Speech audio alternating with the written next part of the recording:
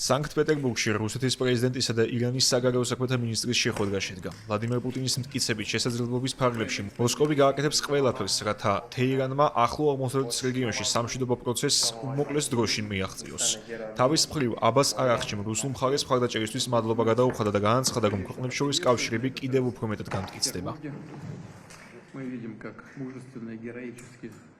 ხედავთ, როგორი სიმამაცით და გმირულად იბრძვის ირანელი ხალხი საკუთარი დამოუკიდებლობისთვის და სუვერენიტეტისთვის. და რა თქმა უნდა, ვიმედოვნებთ, რომ ამ გზაზე ირანელი ხალხი ახალი უზენაესი ლიდერის ხელმძღვანელობით ღირსეულად გაევლის ამ რთულ პერიოდს, ხოლო მშვიდობა დაისადგურებს.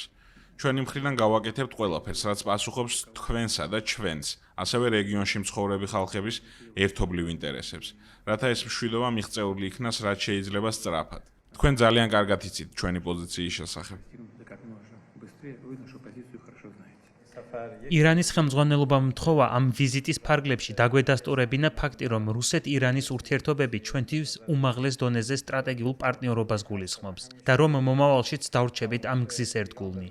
მიუხედავად იმისა, რაც ახლა ხდება, ჩვენი ორმხრივი კავშირები კიდევ უფრო მეტად განმტკიცდება.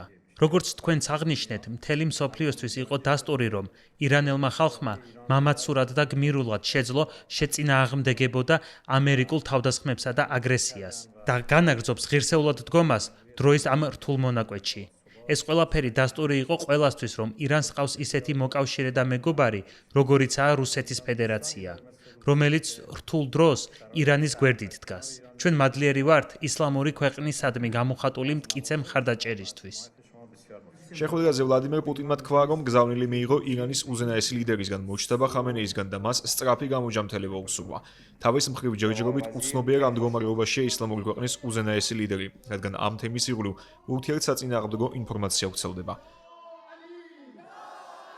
სანქტ-პეტერბურგში შეხვედრას წინ ამერიკული მხარის მიერ ისლამაბადში მოლაპარაკებებისთვის დაგეგმილი ვიზიტის გაუქმება უწყოდა. თეთრი სახლის თანახმად, შაბათს 25 აპრილს პაკისტანის დედაქალაქში თეირანის დელეგაციასთან შესახვედრად დონალდ ტრამპის წარმომადგენლები სტივ ვიტკოფი და ჯარედ კუშნერი უნდა ჩასულიყვნენ.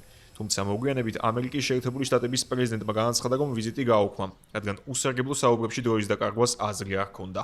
ირანის სახელმწიფო მედიამ კი მანამდე განაცხადა, რომ პირდაპირ მოლაპარაკებები საერთოდ არ იგეგმებოდა.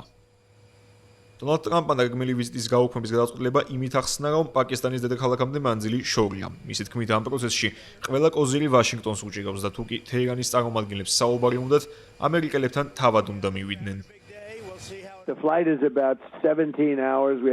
ჩვენი ხალხი უკან გამოვიძახე. ფრენა დაახლოებით 17 საათს გრძელდება. ჩვენ პაკისტანის ფელდმარშალსა და პრემიერ-მინისტრს დიდ პატივს ვცემთ. ისინი მართლაც კარგი ადამიანები არიან, მაგრამ იცით ეს 17-18 საათიანი ფრენაა. ვიკითხე, როდის უნდა გამართულიყო ეს შეხვედრა?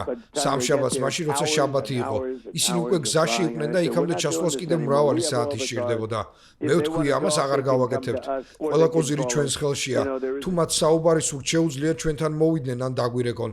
ტელეფონი არსებობს. ირანის საგარეო საქმეთა მინისტრი აბას არაღჩი პარასკევსა და შაბათს ისლამაბადში პაკისტანის არმიის მეთაურს ასიმ მუნირს, პრემიერ-მინისტრ შეჰბაზ შარიფსა და საგარეო საქმეთა მინისტრ იშაკ დარის შეხვდა. მოგვიანებით მან ქვეყანა დატოვა, თუმცა კვირას რუსეთში გამგზავრებამდე პაკისტანში კვლავ დაბრუნდა. არაღჩიმ შაბათს თავისი ვიზიტი ძალიან ნაყოფიერად შეაფასა, თუმცა ვაშინგტონის განზრახლებთან დაკავშირებით სკეპტიციზმი გამოთქვა და განაცხადა, რომ ჯერ კიდევ არ არის ცხადი, არის თუ არა ამერიკის შეერთებული შტატების დამოკიდებულება დიპლომატიისადმი ნამდვილად სერიოზული. ირანის სახელმწიფო საინფორმაციო სააგენტოს მიერ გავრცელებული ინფორმაციით, თეირანმა ამერიკის შეერთებულ შტატებს პაკისტანელი შუამავლების მეშვეობით წერილობითი გზავნილები გადასცა. ეს გზავნილები სააგენტოს თანახმად ირანის ისლამური რესპუბლიკის ზოგიერთ წითელ ხაზს, მათ შორის ბირთვულ საკითხებსა და ჰორმუზის სრუტეს ეხებოდა და მოლაპარაკებების ნაწილს არ წარმოადგენდა.